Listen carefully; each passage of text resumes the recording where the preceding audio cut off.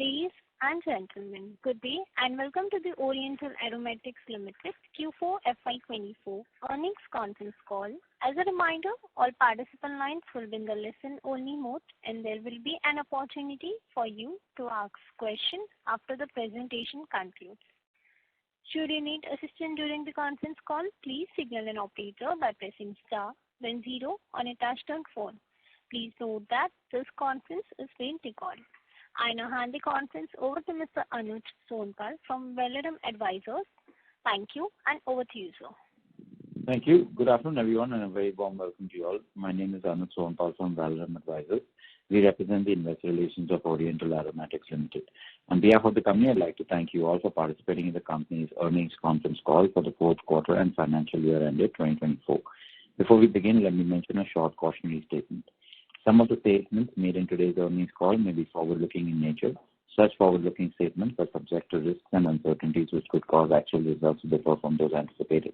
Such statements are based on management's beliefs as well as assumptions made by and information currently available to management. Audiences are cautioned not to place any undue reliance on these forward-looking statements in making any investment decisions. The purpose of today's earnings call is purely to educate and bring awareness about the company's fundamental business and financial quarter under review. Now let me introduce you to the management participating with us in today's earnings call and hand it over to them for opening remarks. We have with us Mr. Dharmal Dodani, Chairman and Managing Director, Mr. Shyamal Dodani, Executive Director, Mr. Girish Khandelwal, Chief Financial Officer, Mr. Parag Satoskar, Chief Executive Officer, and Ms. Kiranpreet Gill, Company Secretary. Without any further delay, I request Mr. Dharmal Dodani to start with his opening remarks.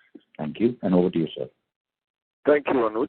Good afternoon, everybody. It is a pleasure to welcome you all to the quarterly and annual earnings call of Oriental Aromatics Ltd. Let me begin by giving a brief annual snapshot on each of the three divisions of OAL. The Camphor and Terpene Chemical Division. In this, the competitive landscape in the camphor powder and terpene chemical space in India continues to be very challenging. Currently, supply far outstrips the demand.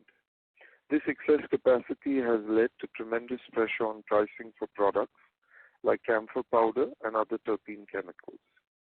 The situation was further complicated in H1 23-24 when the pinene prices suddenly dropped to their all-time low due to global headwinds.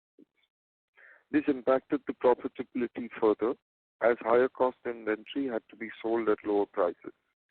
We feel that this challenge in camphor powder and terpene chemicals will continue in the coming quarters.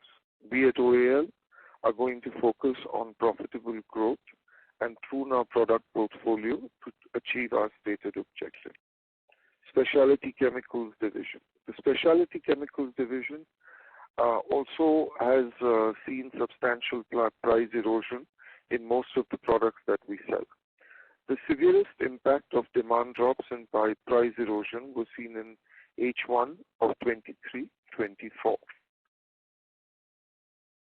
However, I'm glad to inform you, with cautious optimism, we are seeing that demand is coming back in a regularized way and price realizations for the specialty chemicals is improving by every passing day. Reduction in basic raw materials, better demand and better price realization has ensured a healthy EBITDA restoration in quarter 3 and especially in quarter 4 for the Specialty Chemicals Division. Our Fragrance and Flavor Division has been the beneficiary of these price reductions across the board, which includes both synthetic chemicals and naturals alike. We have seen healthy and profitable growth in terms of increased sales and improved profitability for this division in the year 23-24. This growth has been led by way of new customer acquisitions across all geographies that we operate in globally and improved profitability. We are confident that we will continue with the same momentum in the coming quarters for this division. I would like to therefore summarize the year that has gone by as a year where global and local headwinds created pockets of challenges and opportunities. On one hand, there were double-digit drop in sales price of our products in our specialty ingredients division and camphor powder and terpenes chemical division, and on the other hand, a diversified and de-risked product portfolio has enabled us to achieve group-wise annual sales which are almost identical to the previous year, with a marginal drop in the annual EBITDA. We are heartened by the EBITDA revival seen in the Q4 numbers.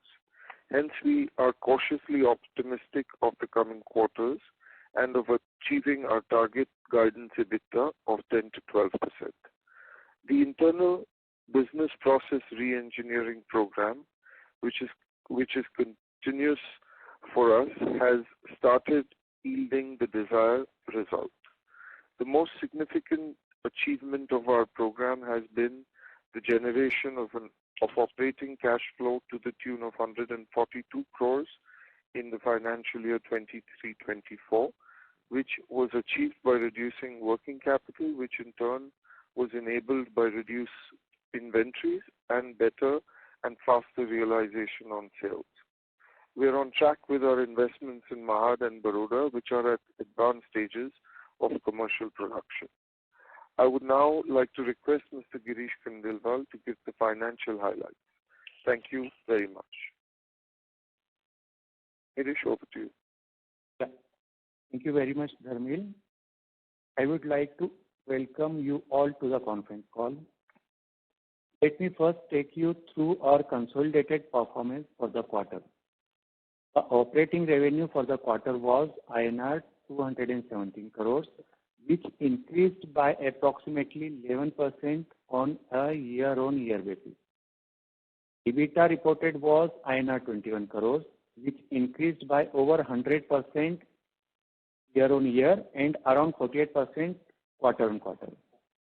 EBITDA margin stood at 9.65% as compared to around 4.76% in the corresponding period of the previous year. Net profit reported was rupees 10 crore, representing a significant increase year-on-year and quarter-on-quarter. Net margins were reported at 4.67%. Coming to the FY24 performance, on a consolidated basis, the operating revenue was rupees 836 crores, which declined marginally by 1.5% on a year-on-year basis. EBITDA reported was rupees 47 crore, which decreased by 13% year-on-year, with EBITDA margins at around 5.62%. And net profit was reported of rupees 9 crore, which declined by 54% year-on-year. During the year, finance costs increased by rupees 7.33 crore due to the higher utilization of working capital borrowings and 2.51 crore being interest charged pertaining to the GST demand for financial year 17-18 and 18-19. Finance cost includes forex loss of rupees 0.75 crore as against rupees 2.09 crore in the previous year. Net debt to equity ratio improved as on 31st March 2024 is 0.308 as compared to 0.34x in the previous year. This has improved despite our investment in the capex. Now come on to the cash flow performance. During the year, cash profit stood at rupees 28.89 crore as compared to rupees 39.17 crore in the previous year. The net operating cash flow was rupees 142 crores as compared to minus 22 crore in the FY23. Thank you. With this, we can now open the floor to the questions and answers session. Thank you very much. We will now begin the question and answer session. Anyone who wishes to ask question may press star and 1 on the touchtone telephone. If you wish to remove yourself from question queue, you may press star and 2. Participants are requested to use handsets while asking a question. Ladies and gentlemen, we will wait for the moment while the question queue assembles.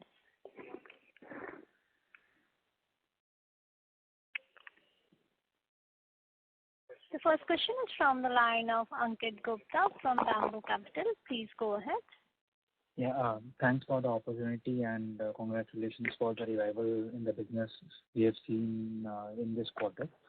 So my first question was on the aroma chemical front. Dharmil, you talked about the revival that we are seeing in the aroma chemical segment of ours. So how do you see FY25 panning out for us in terms of growth in the aroma chemical segment, given there is some improvement in outlook? Yeah, so Parag, maybe you can answer this, including the additional molecules which are coming with new capacities. Sure.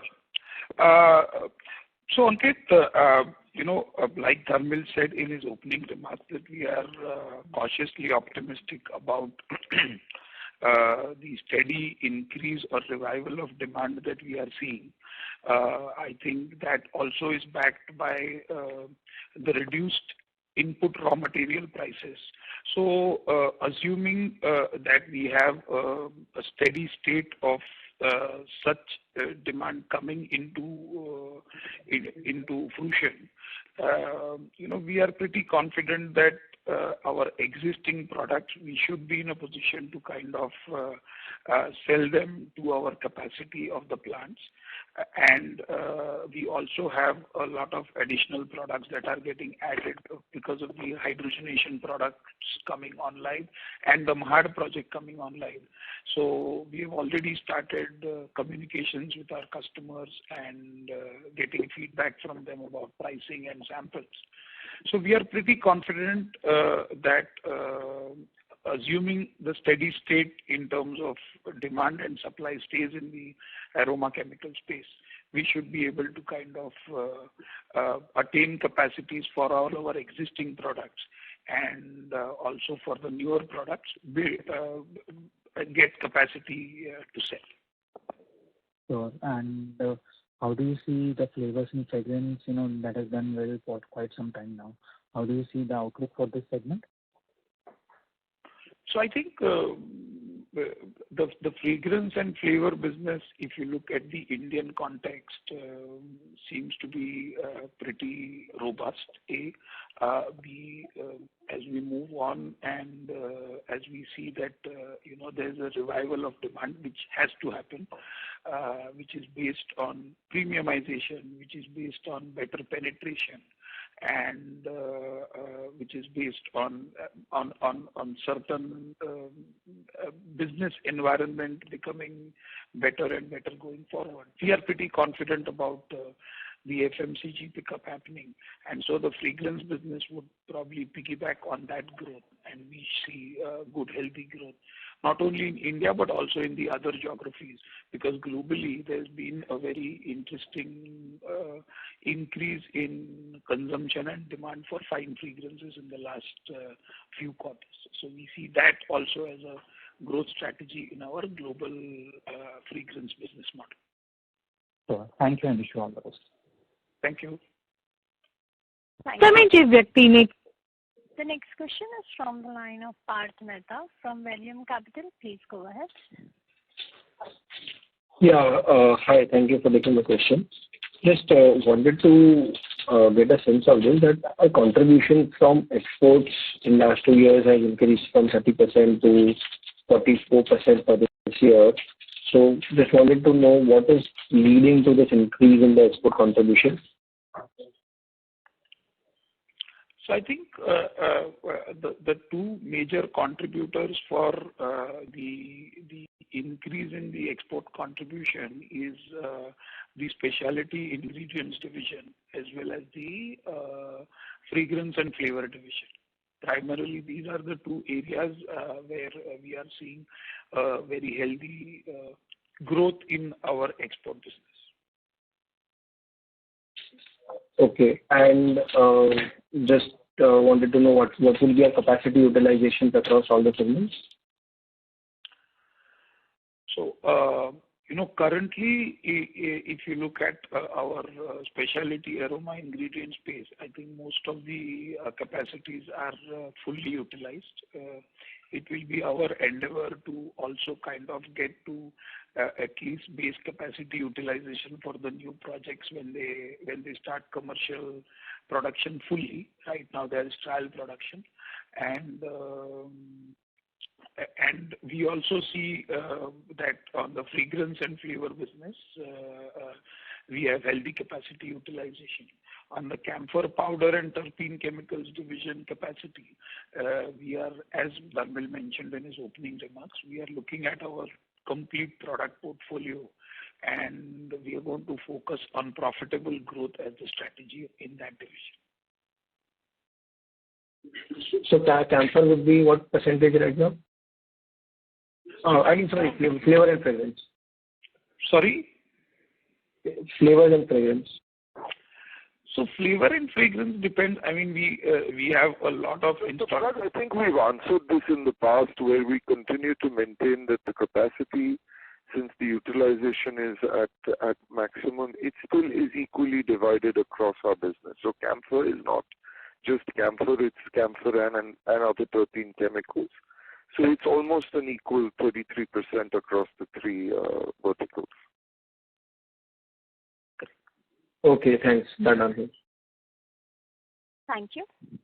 Ladies and gentlemen, in order to ensure that management is able to address questions from all the participants in the conference, please limit your questions to 2 questions per participant. Should you have a follow-up question, we request you to rejoin the queue.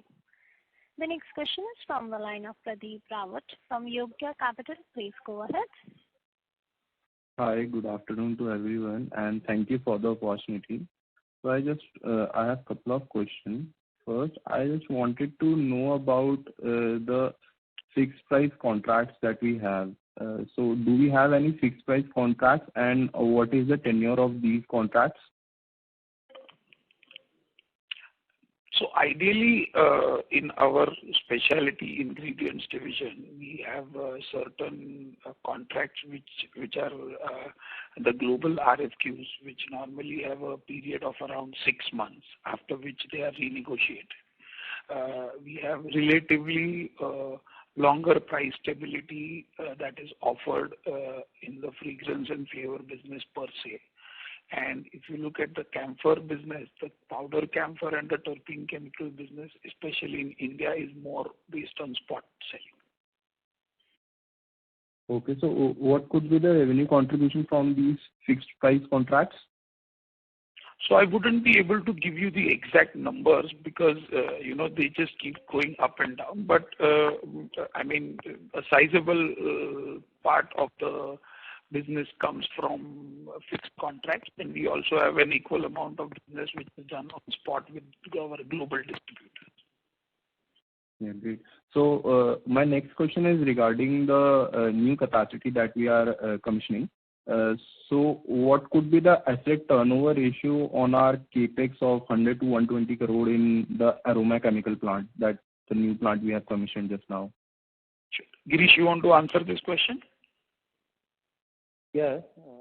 Asset turnover ratio for actually Mahad is a green field. So if I compare the cost of the plant with the top line of that plant, would be around 1.2. And from the Baroda side of business, we are expecting around 1.5. So further brownfield expansion would have an asset turnover of 1.5. Yeah. Okay. Thank you. I'll join back the queue. Thank you. Thank you. The next question is from the line of Guneet Singh from Counter PMS. Please go ahead. Hi, sir. When will the commercial production from these two, the new capex start, and what kind of additional revenues from these are we looking at in FY25? So we've already answered these questions in the past. I mean, currently we have trial production which is going on. Your voice I'm is sorry. inaudible. Sorry, your voice is breaking. Hello. Do you hear my voice? Yeah, now it's a little bit better. So. Okay. Both these facilities, right now there's trial production that's going on. And we should be, so that production is being validated and tested. And we have between 6 to 9 months where we will be completing the process of sample submissions, getting approvals, etc. So the effective contribution of the hydrogenation facility as well as the Mahat facility would start kicking in from Q3 of financial year 24-25. Or you can safely say that from Q1 of 25-26 is when we will have the real contribution of these two plants in our top line. Got it. So you mentioned in the opening remarks that the fragrance and flavor, this category is doing well, whereas there's camphor and the specialty chemicals, they are still seeing some friction. So looking at the current scenario, I mean, what kind of outlook do you see for FY25 in terms of top line and bottom line? I mean, what kind of operating margins are we targeting in FY25, and are we looking at any kind of growth over the FY24 numbers?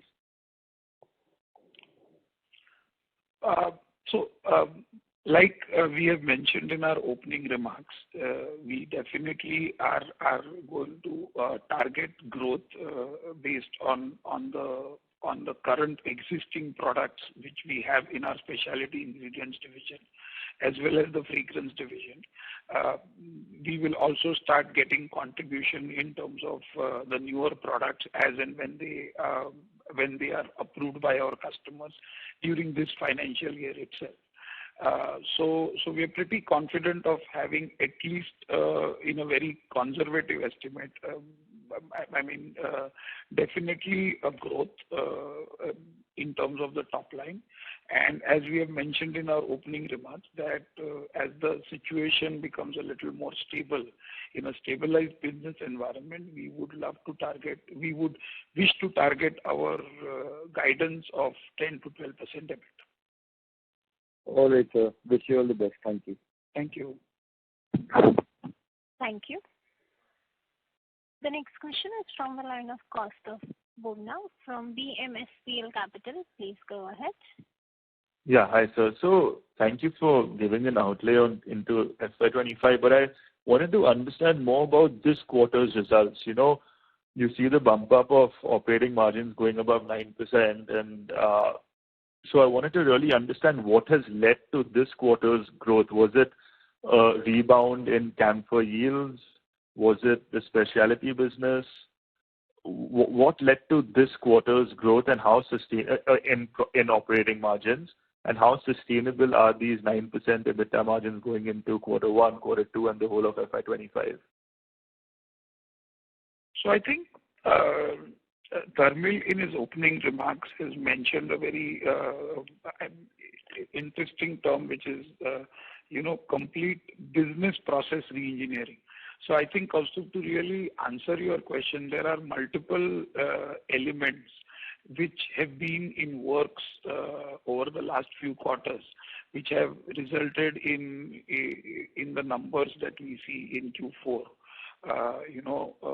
He has mentioned that we have this business process reengineering program where there were a lot of internal things that were kind of streamlined, which helped us to kind of remove bottlenecks.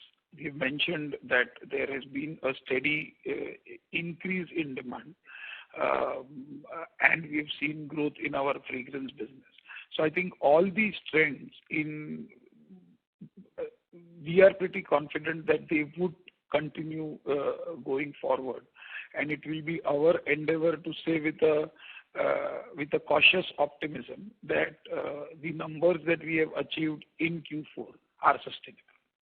Okay, so just to add to what Parag said, there is not a single product that we could point this out to you. For you, it is across the three verticals. Even when we say that our camphor and terpene chemical, the pricing is under stress, we continue to focus our growth only with profitable growth in mind. So I would say that across all our verticals, we are seeing products contributing profitability in a profitable manner to the growth of the business. Okay, so last call you had mentioned we had this discussion about camphor yields and about how camphor yields are at close to historic lows, if not at historic lows. Correct. So wanted to understand if you're doing 9 to 10% margins, operating margins, while camphor yields are at historic lows.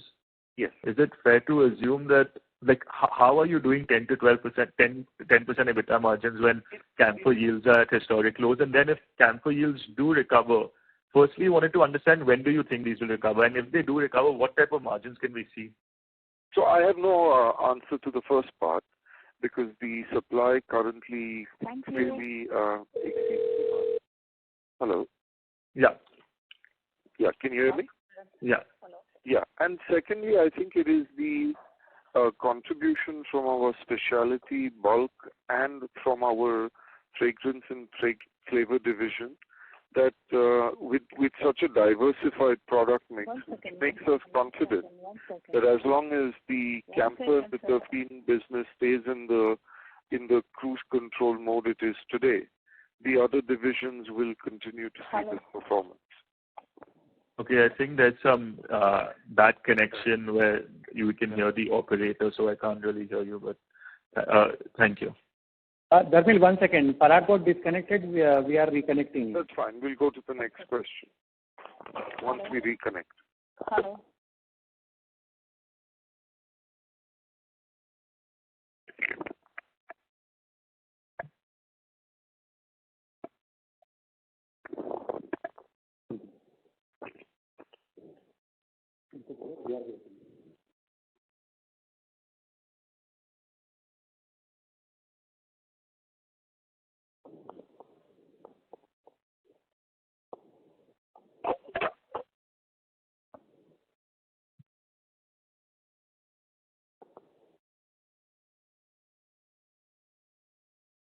Oh, we have connected with Mr. Yeah.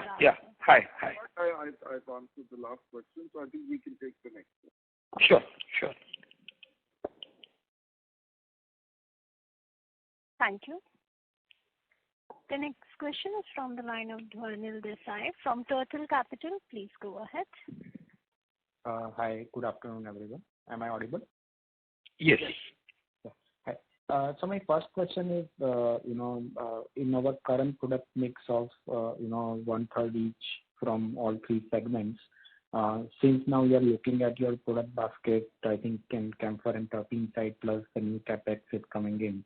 So how should we look at it, that product mix, given the way competitive intensity has increased in the camphor and terpene side in next 2-3 years? Are you recalibrating your plans in terms of, new capex? If you can talk a bit about that. So I think, Dhwanil, we will continue to be 1/3, minor sub aberrations happening in a few quarters, depending on one of the division having a little bit more or a little bit less. But we are pretty confident that in the few quarters from now, we should stay in the same configuration. And like Dharmil said, that although it's challenging in terms of the camphor powder or the terpene chemicals business, but it continues to contribute and it continues to grow. So I mean, just to give you a perspective, our production as well as our sales for camphor powder and terpene chemicals compared to say pre-COVID, they have all grown substantially. So we continue to all the products continue to grow, all the products continue to contribute. Okay. So even in this oversupply situation, you think that in few quarters we'll be able to reach margin levels which are in line with our expectation at company and our overall business level? Is what you're saying? At a group level, yes. We feel that in the camphor powder and the terpene chemical space, it will still be challenging from a margin perspective for quarters to come. because of the evident supply and demand gap. And also, if I look at our margin improvement, I think on a gross margin level, actually we are almost similar or slightly better than historically what we have been doing, around 34-35% kind of a margin. In terms of gross margin, we have recovered to, let's say, pre-COVID numbers. But at EBITDA level, I think we are still, 400-500 basis points below that. So, can you help us understand, why is this difference, and whether over time will it get bridged or not? So I think the gross margin achievement was primarily driven by a lot of business process reengineering, and so the material consumption, etc., are all kind of adding up to that contribution. I think when it comes to the EBITDA performance, I think you also have some external factors, which includes the global and the local headwinds, and that is where I think we are cautiously optimistic going forward. And as we see demand revival, as we see some stabilization in our sales price, we think that we will also have EBITDA revival. Okay, got it. Thank you. That's it from me. Thank you. The next question is from the line of Abhishek Gidam from Alpha Investco. Please go ahead. Hello. Thank you for the opportunity, sir. My question was, so basically we are seeing that the pine-based raw material, the prices, there has been supply shortage and spot prices have been going down from China and Latin America.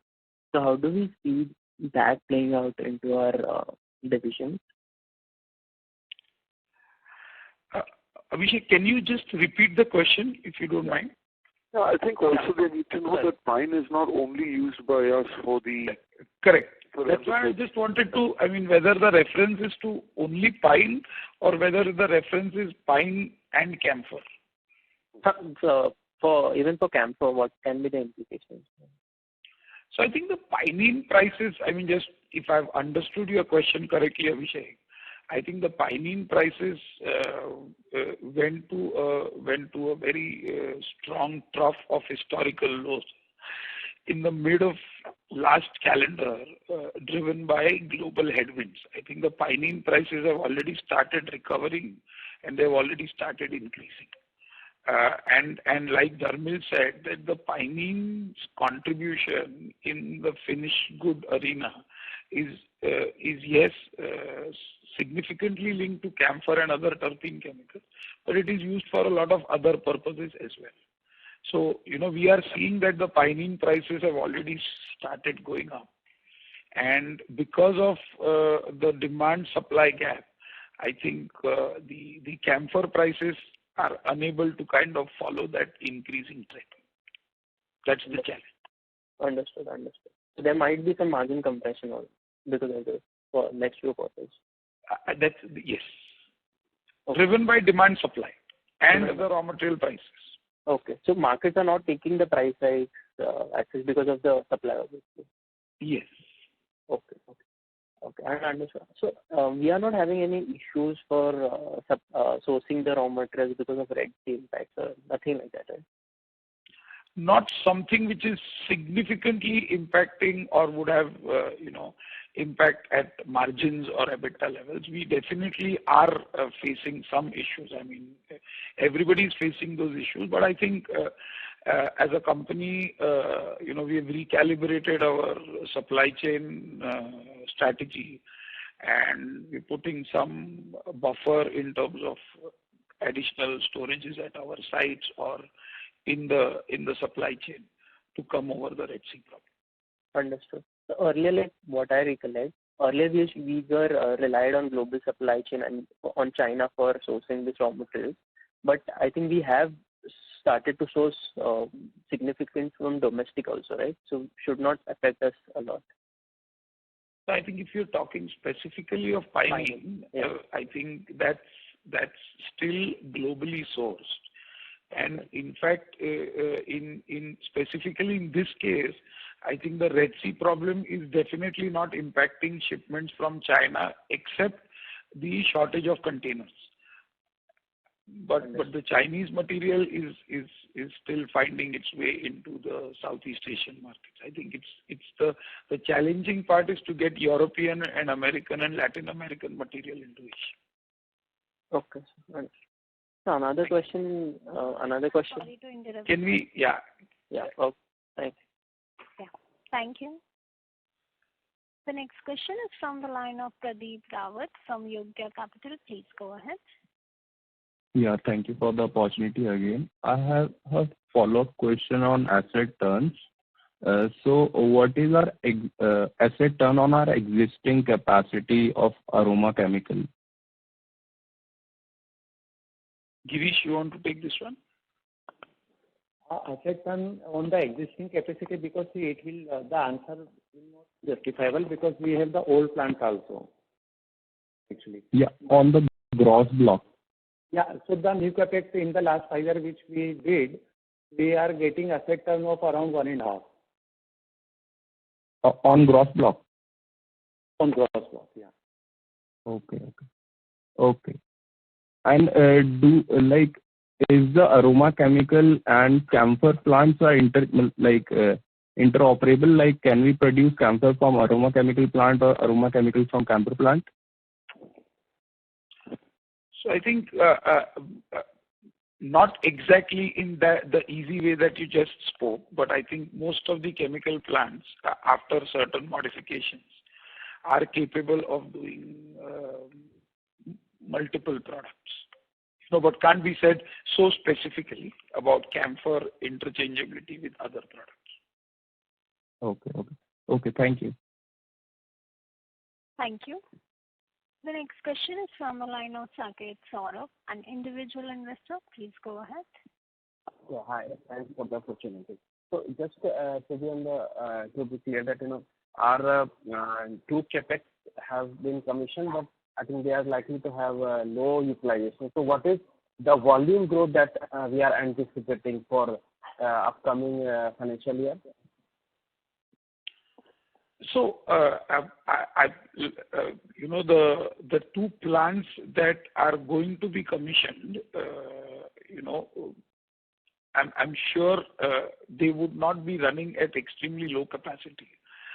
Based on the feedback that we have received from our customers, we are pretty buoyant about capacity utilization hitting anywhere between 60 to 80% in the first year of operations. Having said that, it also depends on a lot of external factors. But I think we are seeing a pretty healthy growth in demand for our current products as well, where we have certain scope for growth. So, Prabha, if I got the numbers right, so I think based on the asset terms that were shared with from Girish Bhai, based on these 2 capex, we could look at around 200 crores of top line, right?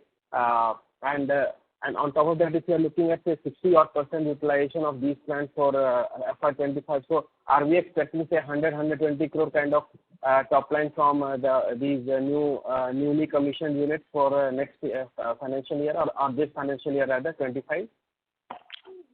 So if I can take that. So the mathematics definitely suggests that, and we stay cautiously optimistic to achieve this.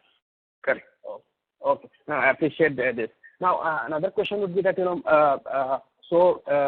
camphor, we are EBITDA positive or how is it right now panning out? Yes, it is EBITDA positive. Okay. No, thanks and appreciate, and again, thanks to the team for doing a great job. Yeah. Thank you. Thank you. The next question is from the line of Ankur Kumar from Alpha Capital. Please go ahead. Hello, sir. Thank you for taking my question and congrats for the recovery. Sir, while you have talked about EBITDA, I wanted to understand the interest and depreciation. We see last couple of quarters interest was have been varying little bit. Can you comment on the next year what kind of interest and depreciation we can expect? Girish? Yeah. So interest cost for the next financial year, we are expecting around 17 to 18 crores. And depreciation, we can assume around for the current side, means for the standalone side will be around 21 crore, 22 crore. And for the consolidated side, it will go up with the new capex by say 4 to 5 crore more. Got it, sir. And sir, on this new capacity, will it be like break even in the next year itself, or like it will take FY26 for us to break even on that side?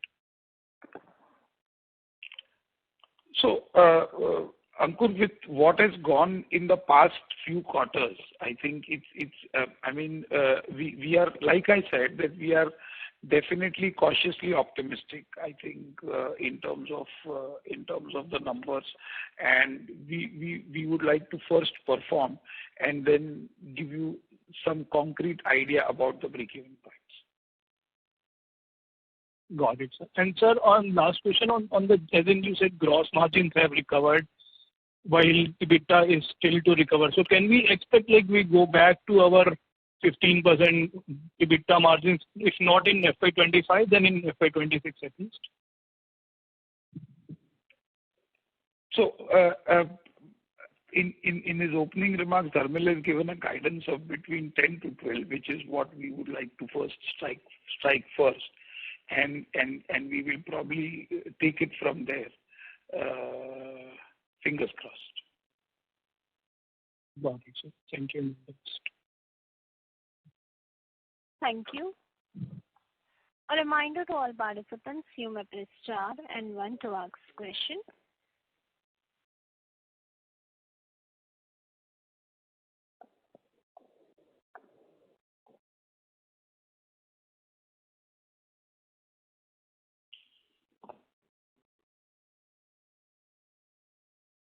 A reminder to all participants, you may press star and one to ask question.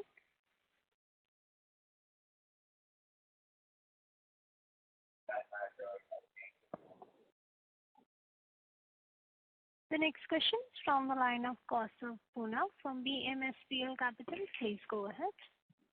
Yeah, just if you could, speak a little bit more about, I know we spoke about it last time, but just to update us, what's the overcapacity situation on the camphor side of the business? How much capacities are coming up, and when do you think this problem, this overcapacity situation will be resolved? So I think to answer your question, the capacity has already come, and we've addressed this in the last call. I've also clearly mentioned that the camphor we sell is EBITDA positive for Oriental Aromatics. We won't comment on the exact numbers because we don't know. And whatever we know, we've already mentioned in the last call.